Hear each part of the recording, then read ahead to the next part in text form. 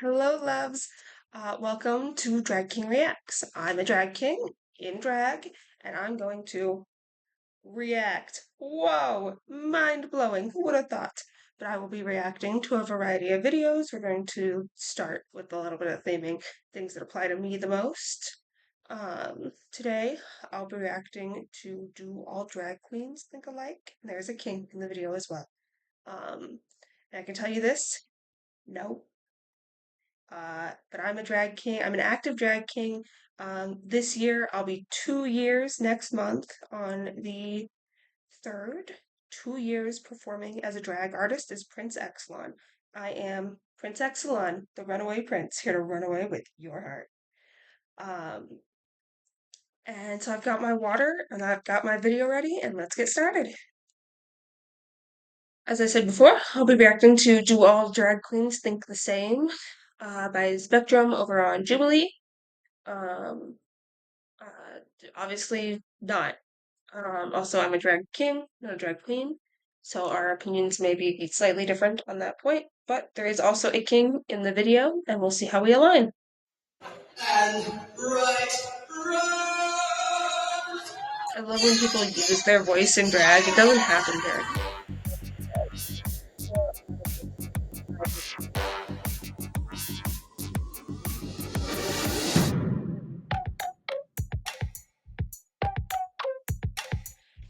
So our options are strongly disagree, disagree, somewhat agree, disagree, somewhat agree, agree, strongly agree. And to go to wide array. Let's see how we line up. We invited 6 drag queens to see the range of their beliefs and values. Well, 5 drag queens and a king. There's a difference in There's a difference cat between hair. being a drag queen and being transgender. Oh, even better. It's my 2, fiance's hair. 1.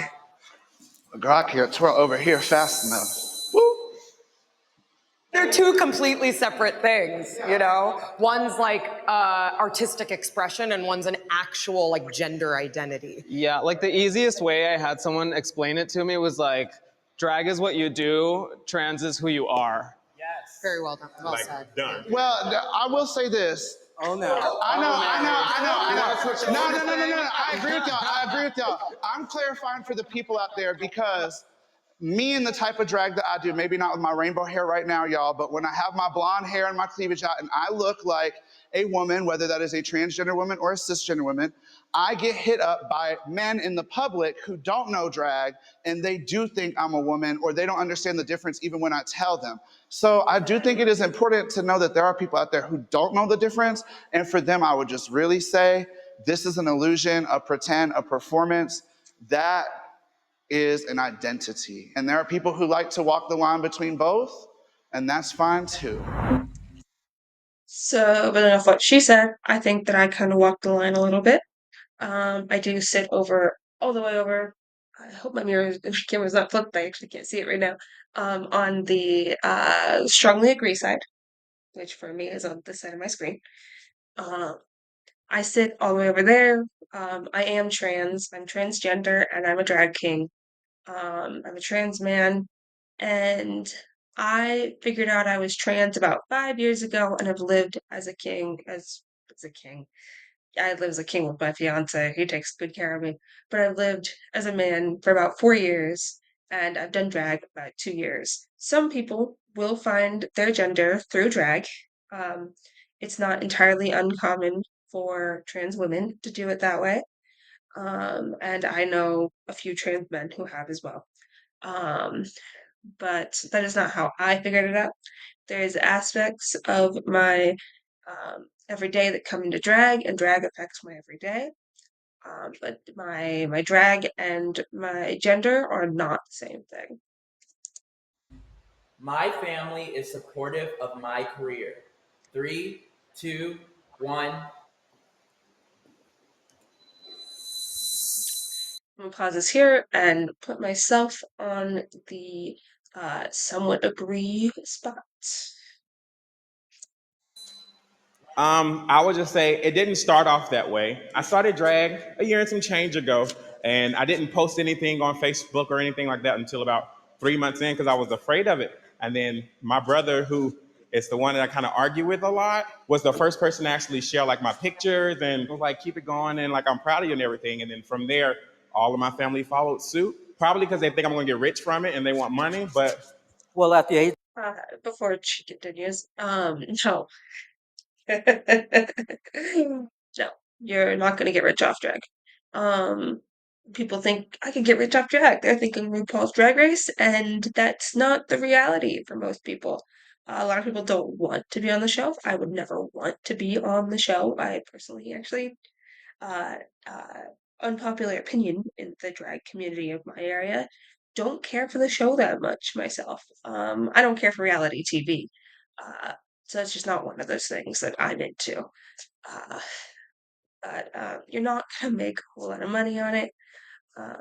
As I said, I'm sitting on the somewhat agree side because my family wasn't always, well, all of some of my family supported, some it's not, and they weren't always. And I will let this continue. of 17, I got thrown out of my house by my mother on my birthday when they found out I was gay. And ever since then, they haven't supported me up to this day. Yeah, it's very hurtful. I'm going to change my answer to somewhat disagree after hearing your story. I remember when I first moved to LA and started getting gigs that like seemed really impressive to me. I was like, Dad, do you know what drag is? I do drag. And he was like, no, no. And he was like, well, don't tell your mom because my mom was really sick. And then my mom passed away and I never told her. And so that's something that I think about a lot. So again, I sit on the somewhat agree side because I am low contact with my mother. We're not no contact, but we are low contact, and if things don't change, that low will eventually become no. Um, my mother is not supportive. Um, she's actually passively aggressive towards me and all the things that I do. Um, she cannot separate me being transgender from me doing drag. My dad can. My siblings, they really don't care.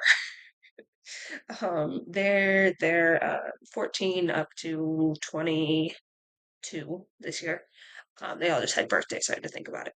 14 to 22 is their age range, and not a single one of them cares. My dad, however, gets really excited for me, and he was really happy for me because, like, just last June, I got to open Kids Pride as the very first performer right after Drag Queen Story Hour. Because that was how it started. We got like our speech from our mayor, we had Drag Queen Story Hour, and then I performed first. I was the very first one of the day to perform at Children's Pride. Um, and so my dad was really excited about that because he sees drag as a form of theater, which was his thing when he was younger, and it's been my thing my whole life, and it's great. And we both love theater. My mom, however, can't separate the two and doesn't like that I am trans. I do remember when I first came out to her as bi, she looked me dead in the eyes and said, "Do you think I'm stupid?" And then she later, when I wasn't ready to come out as trans yet, because I just wasn't ready to tell my family, because I live in Nebraska, very red state. They're very Republican. I didn't know how they would take it. Wasn't ready to tell them. And my mom found some male supplement pills that were not mine in the bathroom, and she brought them out during a family dinner. We were outside setting up for family dinner. I'm setting plates on the table, my mom holds up this bottle of pills and goes, "Dead name, you're trans." And so I was accused of being trans, and was forced out of the closet in that way. And I had to be like, "Yes, mom, I am. Those are not mine. I have no clue where they came from." Because apparently no one owned up to having them, although I'm pretty sure they were just my dad's, because he was like 55. But yeah, not mine, obviously.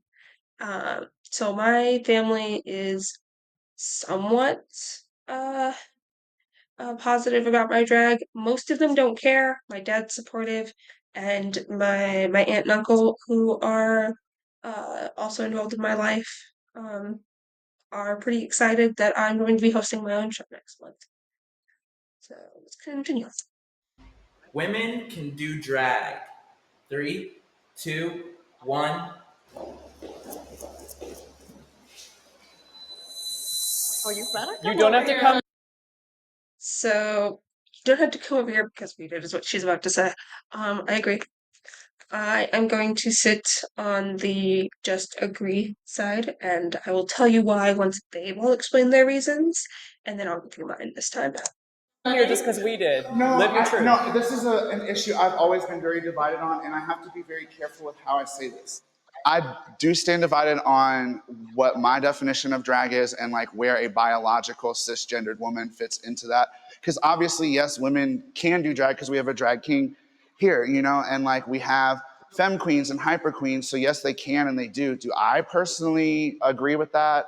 I know too many girls who have come up to me and asked me to teach them drag, and I get them on at a show at my home bar or whatever, and they show up in just like their regular club makeup and their club outfit, and I'm like, girl, that is not. Oh, I can't tell her that's not drag. I have to jump off of that really quick. Like, my belief is that drag is the art form of gender. It is the performing of gender.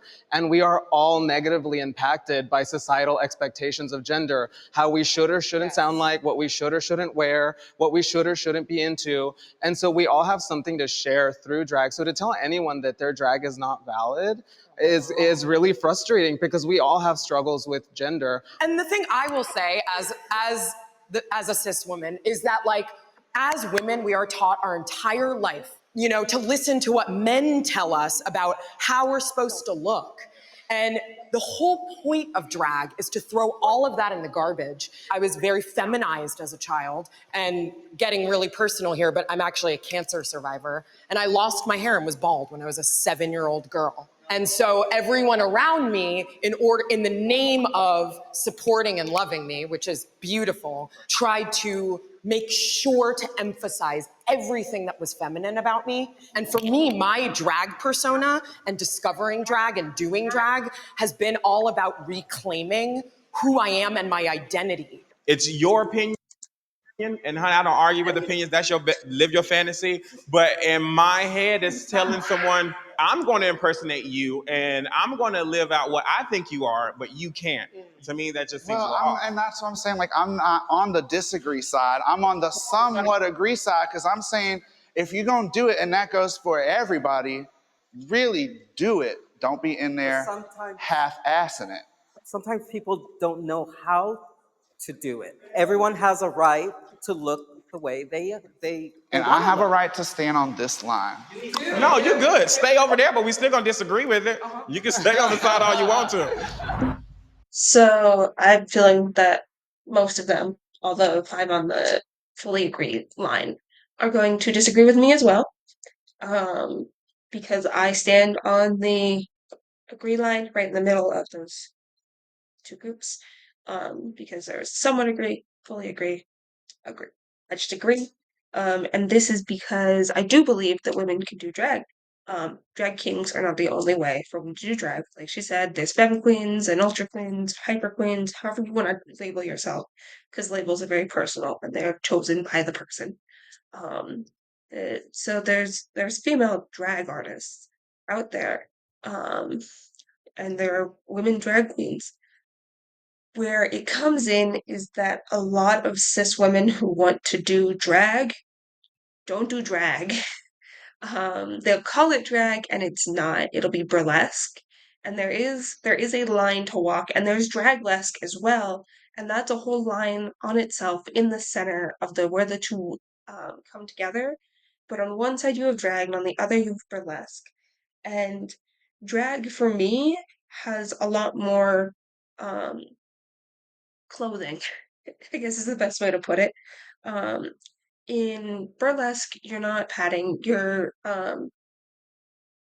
celebrating your natural body the way it is. Whether you're plus size, super skinny, doesn't matter. All burlesque is to me is the celebration of how you are as is.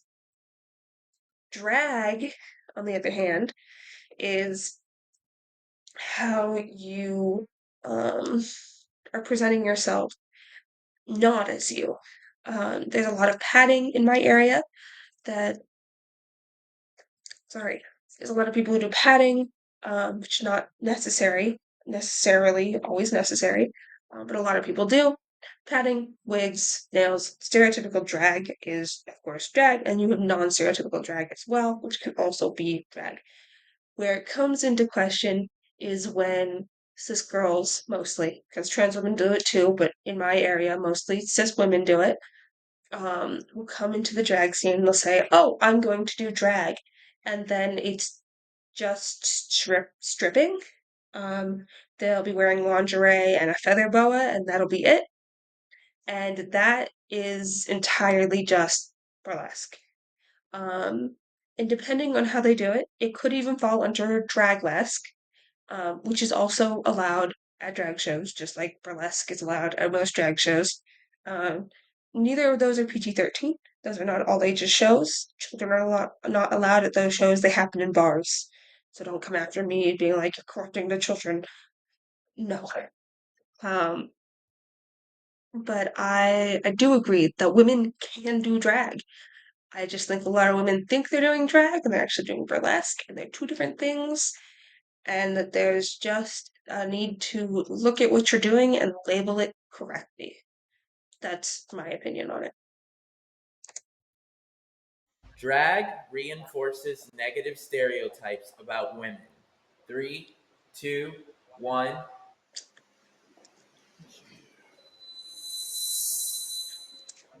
So this one is difficult, and I think I'm going to stand either with my queen in pink with the rainbow hair or with my drag king, and it's really hard to decide which. So I'm going to hear their arguments and then let you know where I stand.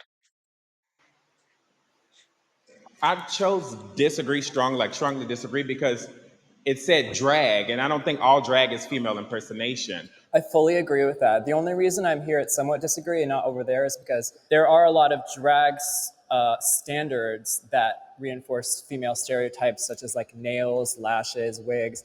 And there are some amazing, super queer performance entertainers that are somewhere in this room that are just amazing and do whatever the fuck they want. But there are queens who will go to the club and they'll read you because they're like, girl, you're not wearing nails. Girl, your heel is not above 5 inches. And by reinforcing those stereotypes for a drag queen impersonating a woman, you're reinforcing those stereotypes on the women that you think should look like that. I think a lot of the really unreasonable expectations from drag queens about the nails and the hair and the hips and the that is because suddenly drag queens are on television. And one of the unfortunate parts about breaking drag to straight people or straight audiences is making it to some degree palatable. And the reason someone like RuPaul shot to fame was because she was stunning, she was beautiful, she was a supermodel. I think we're definitely seeing the effects of stunningly beautiful drag queens on television because now a lot of us are expected to look that way and like. But in fairness, you could wear whatever you want. Yeah. You know, I'm here because I love the beauty of a woman, the way she looks, whether she's skinny, big girls, or any of color. It's the beauty, it's a homage that you're giving. The problem is not the queens and the performers who want to look like a beautiful woman. It's the queens who will judge other queens for not doing that, for not following these female beauty standards. The drag. So I actually agree with our queen with the tall yellow hair. Um, on pretty much all points. But yeah, I don't have a whole lot else to say. She said it pretty well. For that one. Uh, yeah. I would say that it does because we're enforcing these, and also that the reason these stereotypes have come to light is because of TV, like RuPaul's Drag Race, which is not realistic drag for everyone. Drag community is diverse and inclusive. Three, two, one.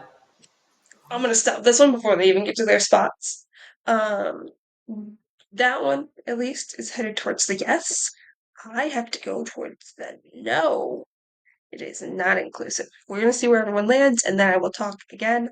But in my opinion, I will stand on the mostly disagree side, actually, for my community.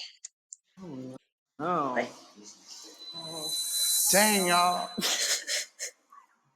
I mean, I'm gonna have to. Make your shift. Make your shift. I'm joining you on Thank you. I'm really. okay, so I'm gonna pause it here so we can see where everyone's standing. They're standing on the disagree side. I am actually going to move even further over and hit on the strongly disagree for my area specifically. and I wish it was inclusive, but it is currently not.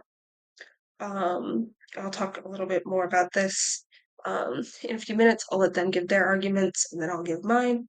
But mine, I'm going to stand all the way on the strongly disagree side um, for my area. They're in LA, I'm in the Midwest. There's a big difference there. It could be different where they are, but it's here, I have to strongly disagree. Going to have to say somewhat disagree, even from my own stance on an opinion question earlier, where I didn't believe that necessarily all cisgender women should do drag. Drag is not 100% inclusive because I have been told I'm not this enough or I'm not that enough. I had a girl touch my stomach and go, girl, don't you want to wear a girdle? And I said, no, I don't. So, I mean, I can't say that we're totally inclusive. I think we're going towards that and we should be, but we're not right now. And drag at large is still such a boys' club. I know as a king, there's either people don't book kings at all, or there's like a quota where they're like, oh, like we're gonna book a king. And it's like, no, bitch, I'm talented. Like, it is in your best interest to book me. And if you don't book me, I'm gonna produce my own show, which is what I did. Yeah, I feel like there are definitely pockets of inclusivity. And while I do love West Hollywood, I will say I didn't start getting booked in West Hollywood until I was on a TV show. Right. Because they wouldn't have me there. And it still feels weird sometimes going into that environment. It's weird for me too. And then that's a place where I also thought I need to wear nails, I need to pad and all of this thing. But then I think I felt so much love going to places in downtown saying what you're doing is valid, that's why I'm comfortable enough to walk around in any venue. And it's divided in sections, absolutely. I will not say it's not. But I think there's a spot for everybody in all these areas. So I will now talk about why I disagree with that, and hopefully I won't go too long down too many rabbit holes. Um, so drag being diverse and inclusive is a wonderful dream, and I would love for it to be true, and there's no downside to it at all. I want it to be. Here in Nebraska, it's just not. Um, we don't have, because it's the Midwest, there's not that many of them to start with. We don't have POC performers at a lot of the clubs I'm at. And there's some beautiful POC performers, especially on the Queen side of things. Um, and I myself am half Native American on my mom's side, and then my dad is a white guy, so I look like a white guy. Um, I look like a white guy with a native nose, which you can't tell when I'm wearing makeup because I changed the shape of my face so drastically. Um, but there's just not a lot um, on the diversity side. There's not a ton of diversity in the way of people in this area. Being in the big cities, it's a bit more because I lived in rural Nebraska before, and there was two people of color in my entire high school, and they were sisters. So that was it. And even their parents were white because they were both adopted. Uh, but it's not terribly common in this area of America, of the USA, for there to be a lot of diversity. Now let's talk inclusivity. And this is where the downfall of this one comes because before I would have been towards the middle because there are POC performers and they are welcomed and loved and adored in the spaces. We've got inclusivity and diversity, two different things. Our drag is not accessible here in Nebraska, and it should be because I am a disabled performer. I have chronic pain and fatigue, and I'm ADHD with autistic tendencies. That could be a possible autism diagnosis in the future. We will find out with the specialist. And I have asthma, and I know lots of wonderful performers who have other physical or mental disabilities. I don't call us differently abled because no, these things disable us. Um, but we are all still wonderful performers who still get booked, but not enough. And not at venues where we can actually perform to the best of our abilities because I'm doing a show. I'll abbreviate to Triple F because it's got a big long name that's changed a few times. I don't want this to go fully out of date.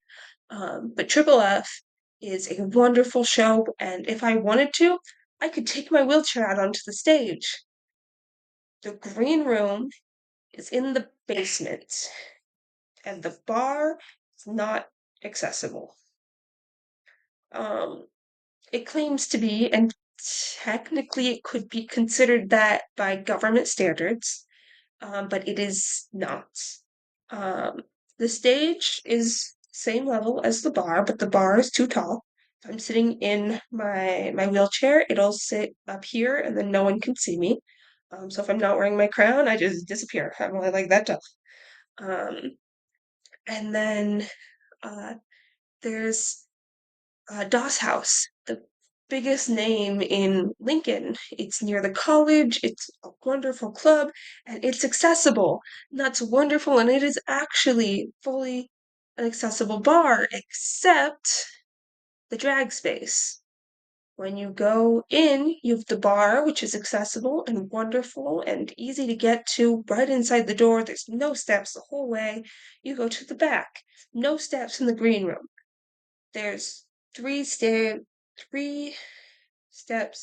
to get onto the stage from the front of it, or 4 steps from the back because it's a raised stage. So it is not, you're not able to do drag there without being on that stage because it's also a club full of people.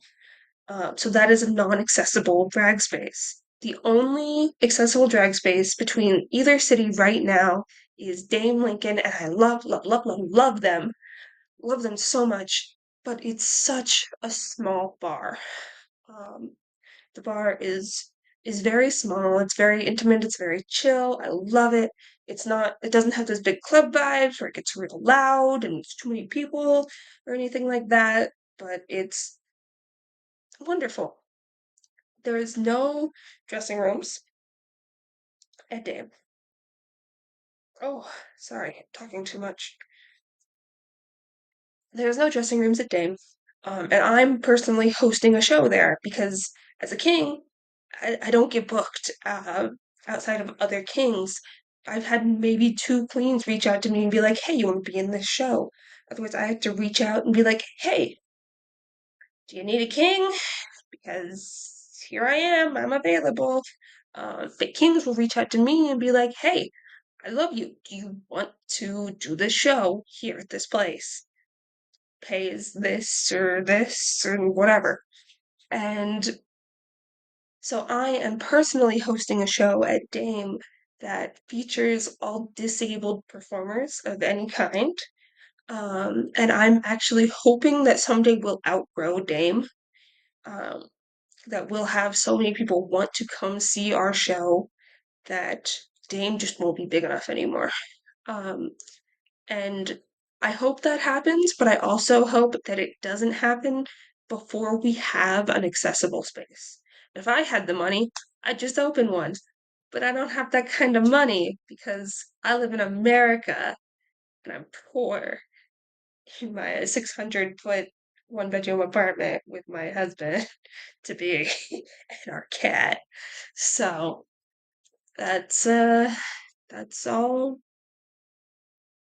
can say about that is that it's simply currently not. I like the way I look outside of drag. 3, 2, 1. I will sit on Bitch, the I'm hot out of drag. You gotta love yourself first, then you love the craft. I feel very thankful to be happy with the way I look outside of drag because I think there are a lot of people that don't. I know a couple of friends who have told me that they do drag because it makes them feel more confident with their appearances because outside of drag, they feel ugly and they feel like a nobody. I used to really fucking hate the way I looked. I was a short, skinny kid, and I was femme. I was the worst of everything you could possibly be growing up Catholic Mexican in the South, you know? Through drag, I was able to find the things I loved about myself and kind of feed that until I got to a point where I really don't give a shit anymore. I love the way I look. I fucking love it. I don't know if I would have gotten there without the drag.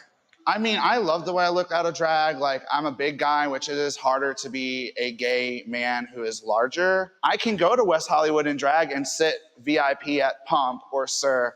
If I go as a boy, I gotta check my ID, pay maybe double the cover. You know, no one's gonna buy me a drink. I gotta buy the doorman a drink. Like, it's like that. So I love myself out of drag. I just need y'all to love me up out of drag. You can find me.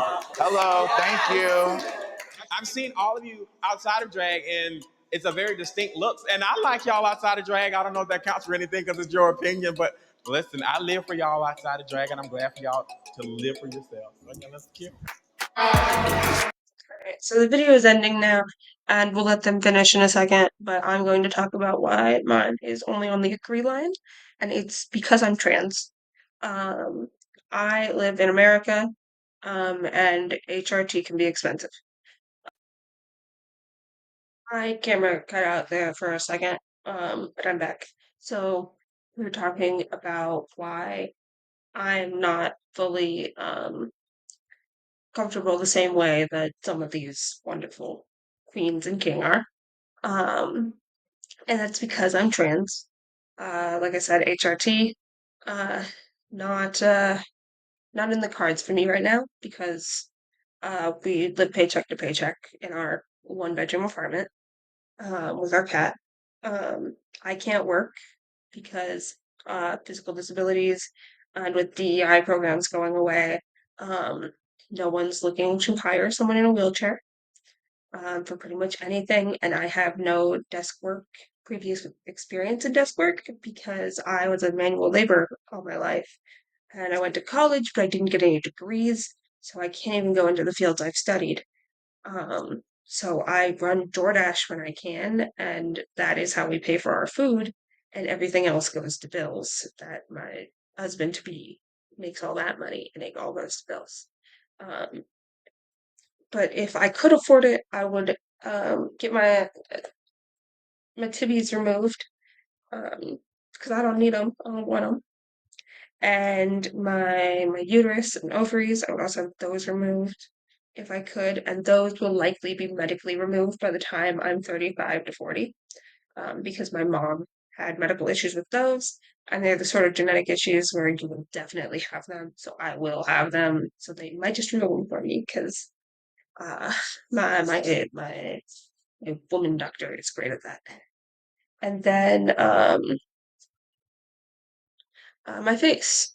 I draw on a beard every time I do drag, and my face is not complete without it. It's the last thing I do. It's how I finish my face because it takes up the most space. It goes over other makeup. Sorry, I'm looking at myself in the mirror over there as I talk about this. Um, but I, my boyfriend doesn't like having facial hair. My boyfriend, my fiance, doesn't like having facial hair, and he's like, just be glad you don't have to shave every day. And I'm like, I would rather. I would rather have to shave every day to keep a smooth face myself than just have one. Because I want the option to not have one. Even though I probably would just keep myself shaved, I want the option to have one. I want everything that HRT does, the lower voice, hair everywhere. I do mean everywhere. Um, all of it. I want all of those things. I can't afford it. So I do look like my dad, so I'm not and I don't hate the way I look outside of drag.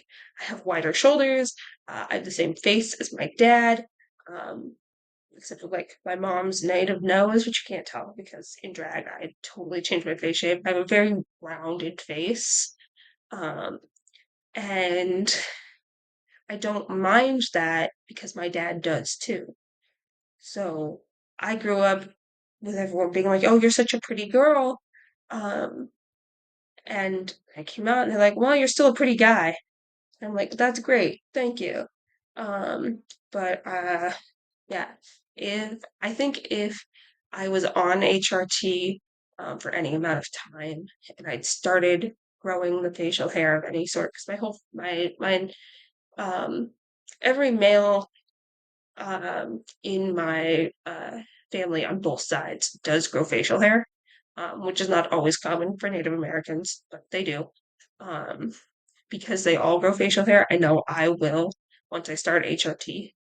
And if if I can start HRT, and if I do, I know I will, and I would much rather have that. And I think that facial hair and lower voice would go a long way for affirming my gender, because I've lived as a man socially for 4 years now.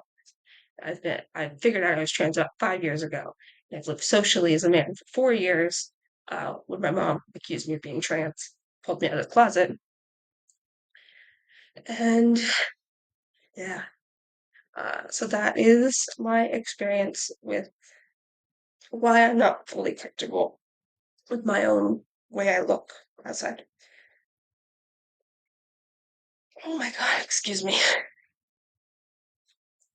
I've been talking too long. I'm getting hot. I need to take a drink again. I sometimes overheat too. That's a part of the chronic condition that they actually can't tell me what it is yet, other than pain, fatigue, and getting really hot sometimes. But this video is now over. We'll let them clap for a second. Thank you so much. Hey guys, thank you so much for watching this episode. Tell us your favorite moment from this video. Who do you relate to Link the down in the most? description. And what expectations were shattered and what judgments were thrown out the window. So I didn't really have any expectations shattered. It was pretty much what I expected it to be. Of course, the inclusivity one was a little bit. I'm on the other side of the fence because I'm halfway across the country as well. From all these guys, they're in LA, this is where it's recorded. I'm in Nebraska, quite far away. Um, yeah, I think for the most part, I stood with our lovely queen in pink with the big hair, the big rainbow hair, and our drag king. I think I stood mostly with them throughout. Um, and yeah, I that's really all I've got for this one. So I'll see you guys next time. Let me know what sort of stuff you want to see from me, if it's more Drag King reacts or something else. And as I uh, get better, I will be able to uh, invest more time and energy into doing this, hopefully, and a better webcam soon, I hope. I want to start building my library while I can, and I'm hoping to do that now, and then um, maybe as my webcam gets better, I may go back and do some of these that I've done before and just redo my thoughts on them, because like this one, all very personal, here in another 4 years, maybe my thoughts have all changed. But yeah, thank you all for watching. And I'll see you in the next video.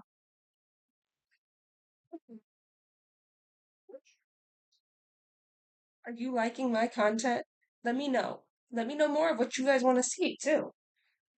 Can't wait to do more Drag King reacts for you.